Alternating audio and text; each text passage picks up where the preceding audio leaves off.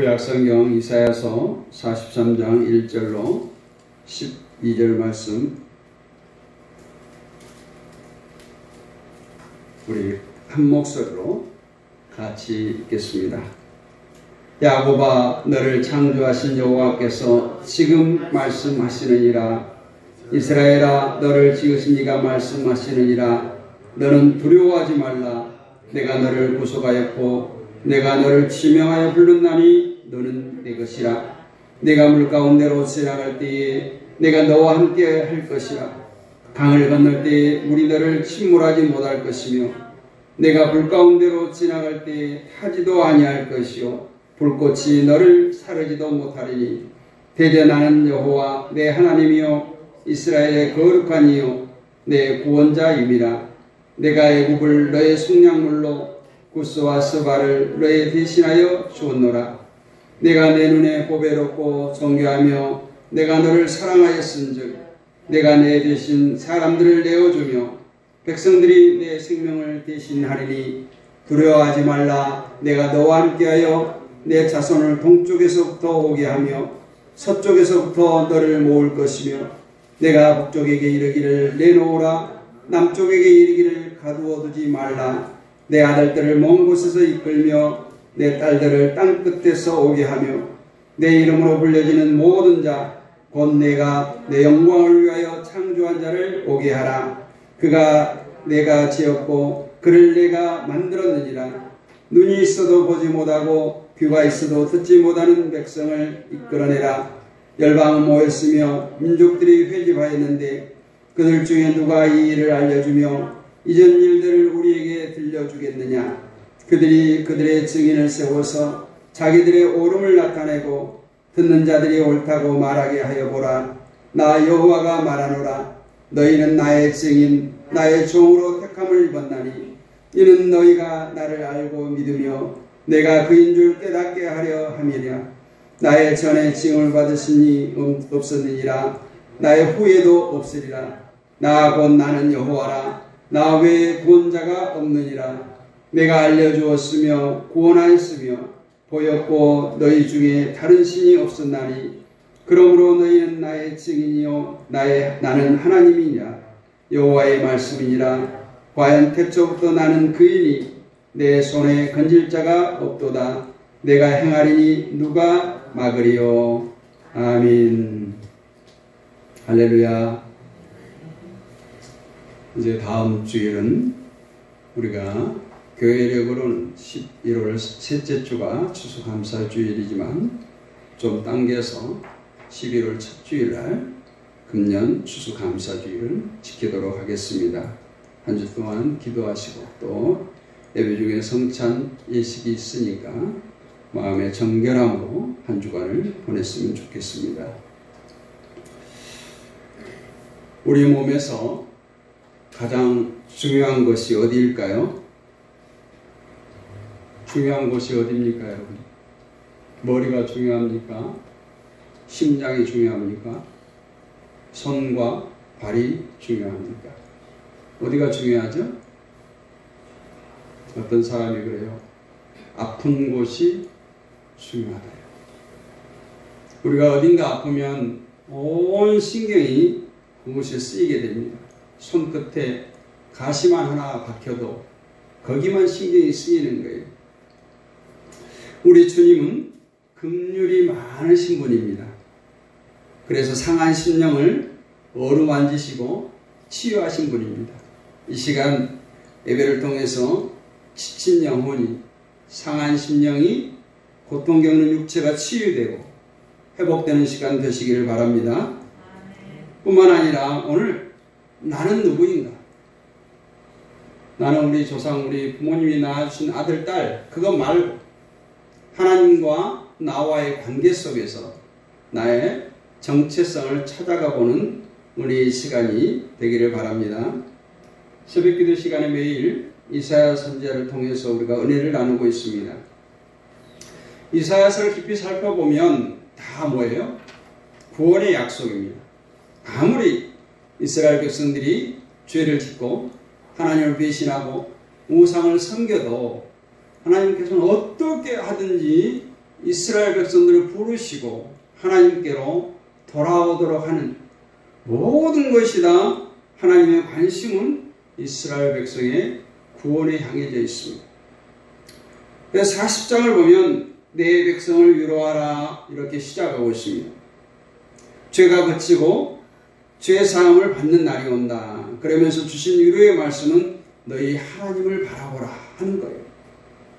그분을 바라보는 것이 참된 위로다. 이렇게 40장에서 말씀하고 41장에서는 그러면 그 구원을, 그 위로를 누가 행하였느냐, 누가 이루었느냐 하는 말씀인데, 과연 섬들을 잠잠케 하고 민족들과 힘을 겨룰 자가 누구냐? 그것이 바로 나 여호와다. 이렇게 말씀합니다. 42장에서는 그러면 하나님은 누구를 통해서 위로하시고 누구를 통해서 역사하시는가? 바로 내가 붙드는 나의 종을 통해서, 내 마음에 기뻐하는 자를 통해서 내가 새 일을 행하리라. 이렇게 말씀하셨어요. 그래서 그 42장에서 말씀하시는 그가 누구냐? 그는 바로 예수 그리스도고 새 일은 바로 복음입니다. 오늘 은혜 나눌 본문 43장은 그러면 왜 하나님께서 위로하시는가 하는 거예요. 구속하신 목적이 오늘 43장의 주제입니다. 여호와께서 그 백성을 지명하고 부르시고 구속하신 이유가 무엇인가 하는 것이죠. 오늘 본문을 보면 42장 후반부 이렇게 자연스럽게 연결되어 있어요. 그래서 전장에서 야곱과 이스라엘이 하나님의 길로 행하지 않고 자기 마음대로 살았던 것에 대해서 말씀을 했습니다. 그렇기 때문에 이제 43장을 시작하면서 하나님께서 그들을 엄청나게 징계하시거나 그들을 버리시거나 할 것처럼, 우리가 드라마를 보면 전편에 끝나는 부분을 통해서 다음 편에 어떻게 시작할까 우리가 상상하고 미뤄볼 수 있잖아요. 근데 하나님은 전혀 그렇지 않아요. 오늘 뭐라고 말해요? 야곱아 이스라엘아, 너는 두려워 말라. 내가 너를 구속하였고 내가 너를 지명하여 불렀나니 너는 내 것이라. 이렇게 말씀하세요. 지금 42장 마지막 부분을 보면 이 녀석들을 그냥 심하게 채찍질하고 싶은 것이 우리 어떤 사람의 마음일진데 하나님은 그렇지 않아요. 너는 내 것이라. 오늘 말씀의 제목이에요. 이것은 엄청난 선포예요. 엄청난 선언입니다. 누가 그랬다고 했어요? 창조주 여호와께서 내가 너를 지었고 내가 너를 지명하여 불렀나니 너는 내 것이라. 창조주께서. 출애굽기 3장 14절 보면 하나님께서 모세에게 이르시되 나는 스스로 있는 자이니라. 이것을 많이 강조하고 있어요. 하나님께서 나는 여호와라, 나는 여호와라 하는 것은 뭐예요? 나는 스스로 있는 자다 이 말이에요. I am who I am. 영어로는 그렇게 표현을 해요. 히브리어를 보니까 에이헤 아스엘 에이헤라는 말이에요. 나는 스스로 있는 자예요. 누가 나를 어디서 보낸 것이 아니라 나는 스스로 있는 자다. 그래서 나는 스스로 나를 지탱한다는 의미예요. 영어의 의미를 보면 스스로 계신 분이 오늘 이렇게 말씀하세요. 내가 너를 지명하여 불렀나니 너는 내 것이라. 이렇게 말씀하세요. 이 세상을 지으시고 인간을 창조하신 엄청난 권능을 가지신 여호와께서 오늘 야곱에게 이스라엘에게 하신 선포입니다. 하나님은 스스로 계신 분인 반면에 우리 인간은 어때요? 스스로 존재할 수가 없어요. 우리는 피조물입니다. 누군가가 지었다는 거예요. 그만큼 또 연약한 존재라는 것입니다. 또 우리가 가진 모든 것은 다 우리가 만든 것이 거의 없어요. 하나님께서 다 만들어 우리에게 취하도록 했습니다.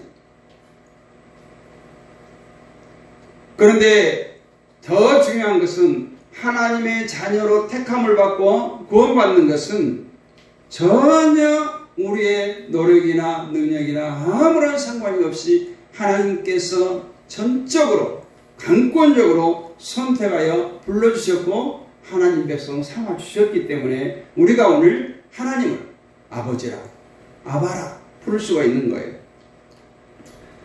지금도 이 하나님은 불러놓고 그냥 방치하시는 하나님이 아니세요. 계속해서 은혜를 공급해 주시고 은혜를 제공해 주시고 지금도 우리를 품어주시고 계세요. 진행형이에요. ing예요.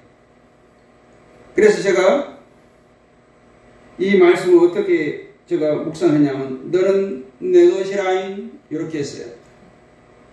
너는 내 것이었어가 아니에요. 내 것일 것이다가 아니에요. 내 것이라는 거예요. 현재 진행형이에요. 그리고 언제 불렀어요? 지금. 오늘 말씀에 1절에 지금 불렀다. 지금. 어제도 아니야. 내일도 아니야. 지금이 항상 하나님과 우리가 관계는 현재예요. 현재. 사랑하는 사람들이 이렇게 말합니다. 당신 내 거야. 그게 정말 유효한가요? 사람은 언제든지 변할 수가 있어요.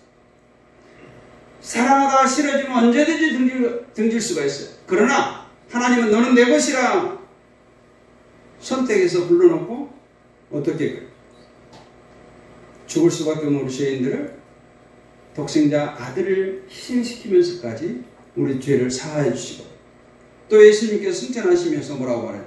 내가 세상 끝날까지 너희와 함께 하겠다는 거예요.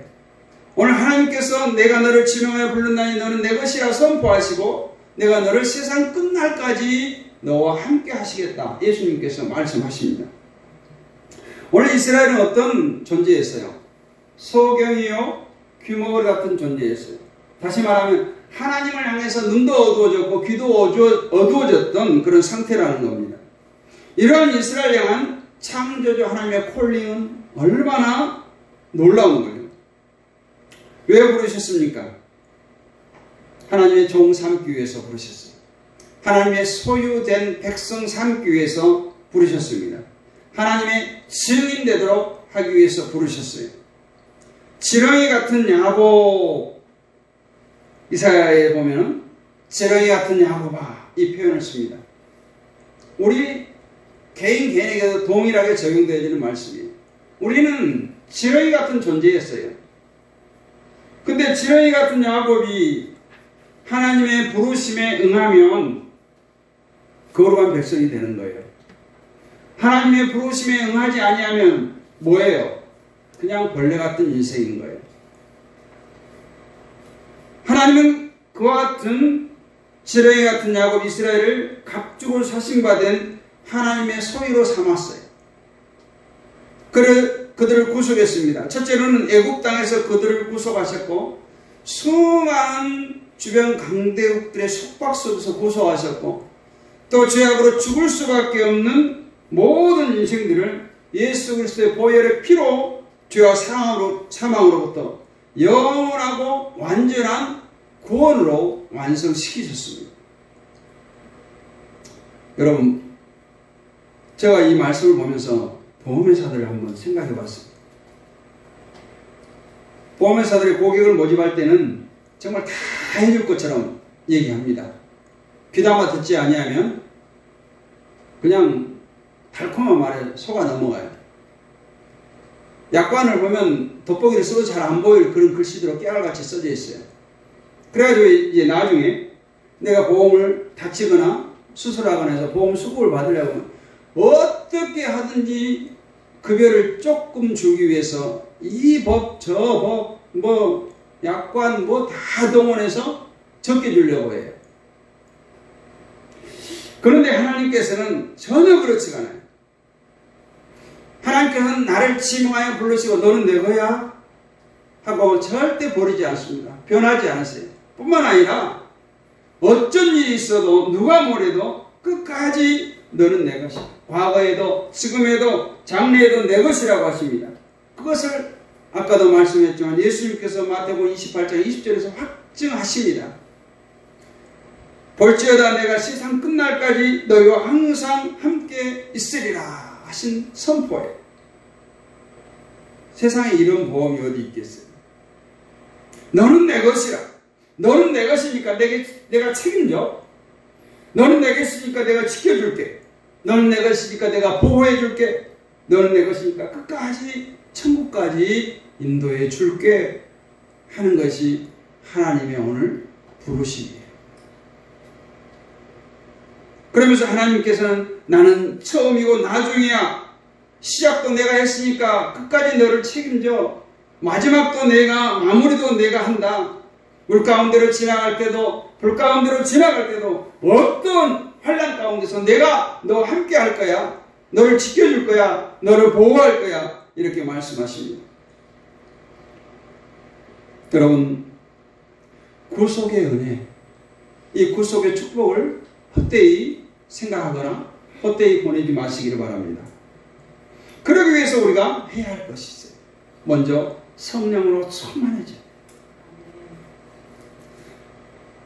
성령님과 함께 하지 아니하면 우리가 이 구속의 은혜를 소유할 수도 누릴 수도 없어요. 죄송하지만 그래요. 지난 시간에도 얘기했죠? 지금은 성령과 함께하는 시대예요. 코로나와 함께하는 시대가 아니에요. 성령과 함께하는 시대입니다. 성령과 함께할 때 우리가 하나님께서 베푸신 이 구속의 은총을 누릴 수가 있어요. 그날은 내가 아버지 안에 너희가 내 안에 내가 너희 안에 있을 것을 너희가 알리라. 요한복음 14장 20절에서 주님께서 말씀하시죠. 우리가 성령 시대를 살아가는 성도는 이 성령을 만나고 체험해야 돼요. 우리가 코로나를 체험했던 것처럼 성령을 체험해야 성령이 함께하는 시대를 살 수가 있습니다. 그렇지 않고서는 오늘 하나님께서 이스라엘 백성을 향한 것처럼 우리는 영적인 소경으로 영적인 귀머거리로밖에 살 수가 없습니다. 그래서 고린도전서 12장 3절은 이렇게 말합니다. 그러므로 내가 너희에게 알리노니 하나님의 영으로 말하는 자는 누구든지 예수를 저주할 자라 하지 아니하고 또 성령으로 아니하고는 누구든지 예수를 주시라 할 수 없느니라. 성령 받았어요? 성령 받았으니까 물어보면 뭐뭐뭐뭐돼요. 뭐 성령이 우리 주머니에서 쏙 꺼내서 보여줄 수 있는 성령인가요? 우리의 신앙 고백 속에 이미 우리는 성령 받았으면 우리가 예수님을 나의 구주로 나의 죄사함을 주신 주로 고백하는 그 자체가 너 입에서 하는 것이 아니야. 그거는 그래서 성령이 함께 하신 거야. 이렇게 고린도전서에서 지금 말씀하고 있는 거예요. 믿습니까? 우리가 믿음이 좋아서 우리가 신앙생활을 오래 해서 하는 것 같지만 이마저도 성령의 도우심이 없이는 고백할 수 없는 고백이라는 거예요. 성령의 도우심 없이는 누구든지 예수를 구주로 고백조차 할 수가 없다는 것입니다. 그래서 하나님의 부름을 받은 우리지만 여전히 그 성령님과 함께해야 하나님의 종으로 하나님의 증인으로 살 수가 있어요. 그래서 예수님께서 끝까지 함께하겠다는 하겠다는 게 뭐예요? 예수님께서 승천하지 않고 내가 너희와 함께할 것이다. 아니에요. 승천하시고 보혜사 성령을 너희에게 보내주시겠다 하셨어요. 그럼에도 이스라엘 백성들은 모든 하나님을 은혜를 잊고 육신이 원하는 방향으로 되돌아가고자 합니다. 하나님 그것을 불쌍히 여기시고 그들을 각성시키사 처음부터 그랬던 것처럼 그들에게 끝없는 한없는 은혜를 베푸셨습니다. 그 은혜는 여전히 죄 가운데 허덕이는 우리들에게도 동일하게 내려지고 있습니다. 마지막 때에는 완전함의 복으로 하나님께서 주어질 것입니다. 이 완전함을 소망하며 우리는 감사하는 가운데 은혜 받는 자답게 주님의 증인으로 하나님의 증인으로 살아가야 할 줄로 믿습니다. 여러분 자존감을 좀 크고 높게 갖고 사시기를 바랍니다. 하나님께서 나를 지명하여 불렀다고 하잖아요. 네? 대통령이 나를 좀 알아주는 것이 아니에요. 전능하신 하나님께서 나를 지명하여 불렀나니 너는 내 것이라. 세상 가운데서 우리가 기죽을 필요가 하나도 없어요. 또한 예수 그리스도는 우리의 신랑이잖아요. 예수 그리스도께서 우리를 신부로 인쳐주셨잖아요. 나의 사랑 나의 어여쁜 자야 일어나 함께 가자. 아가서 2장에서 말했다. 무화과 나무에는 푸른 열매가 익었고 포도나무에는 꽃을 피우고 향기를 토하는구나. 나의 사랑 나의 어여쁜 자야 일어나서 함께 가자. 우리가 할 것은 뭐예요? 일어나는 거예요.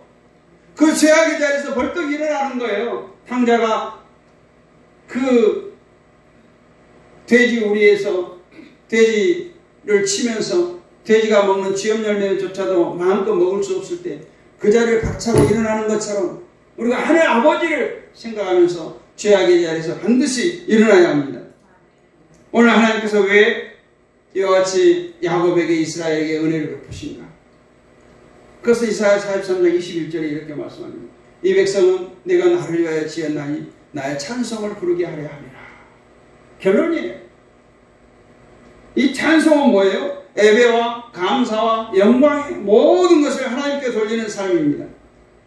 그런데 또 이것조차도 내 힘으로 안 된단 말이죠. 그래서 죄악이 가득한 세상에서 하나님께 영광 돌리는 삶을 위해서는 영적인 백신을 맞아야 돼요. 잘 들으세요. 이건 제가 특별히 오늘 예배 참석하는 자에게 무료로 영적인 백신을 지금 공급해 줄 거예요. 세상에 없는 백신이에요. 에베소서. 에베소 6장 13절 17절 말씀이에요. 펼쳐놓고 제가 읽을게요. 그러므로 하나님의 전신갑주를 취하라. 이는 악한 날에 너희가 능히 대적하고 모든 일을 행한 후에 서기 위함이라.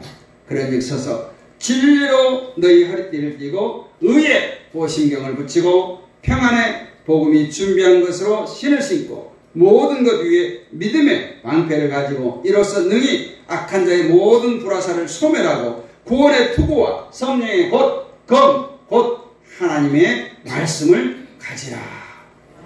이것이 우리가 세상을 이길 수 있는 영적인 백신입니다. 여호와 하나님께서 왜 나를 지명하여 부르시고 구속해 주셨는가? 하나님은 우리와 동행하고 싶어요. 우리와 사귀고 싶어요. 하나님께서 아담과 하와를 창조하시고 에덴 동산을 거니셨어요. 그것이 하나님의 마음이에요. 우리 인생을 향한 하나님의 마음입니다. 그것을 회복하기 위해서 영원전부터 스스로 계신 하나님께서 이스라엘을 창조하시고 그들을 지명하여서 당신 것으로 삼아주신 것은 지금도 그 에덴 동산의 축복을 회복하기 위하시 함께 하시기 위해서 부르셨어요. 또한 사랑의 관계를 맺기 위해서 하나님께서 이스라엘을 보배롭고 존귀하게 여기시고 그들을 사랑했습니다. 구원하여 주셨습니다. 모든 것이 뭐예요? 하나님과의 사랑의 관계를 회복하기 위해서 부르셨다는 거예요. 뿐만 아니라 우리를 당신의 증인으로 살아가기 위해서 부르셨습니다. 사랑하는 성도 여러분, 하나님은 여러분이 거부할 수 없는 강력한 힘으로 여러분을 지명하여 부르셨습니다. 또 내동교회 예배자로 내동교회 헌신자로 부르셨습니다. 그럼 어떻게 살아야 할까요? 여러분, 우리가 좋은 여행을 마치고 돌아오면 주변 사람들에게 여행담을 얘기하죠. 야, 거기 좋더라, 경치 좋더라, 음식 맛 좋더라, 참 풍광이 너무너무 아름답더라 하면 듣는 사람이 야, 정말 나도 한번 가보고 싶어. 정말 그렇게 좋았어? 이렇게 하잖아요.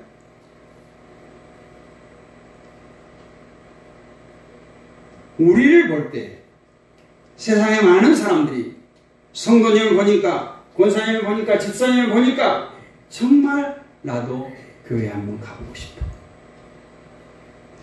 성도님을 보니까 나도 하나님이 살아계시는 것 같아. 한번 믿어보고 싶어. 이런 생각이 들도록 사는 것. 이것이 증인의 삶입니다. 벌레만도 못한 이 죄인을 부르셔서 보배롭고 존귀하게 하셨어요. 그러면 그것을 성들이째 팽개치고 살 겁니까? 소중히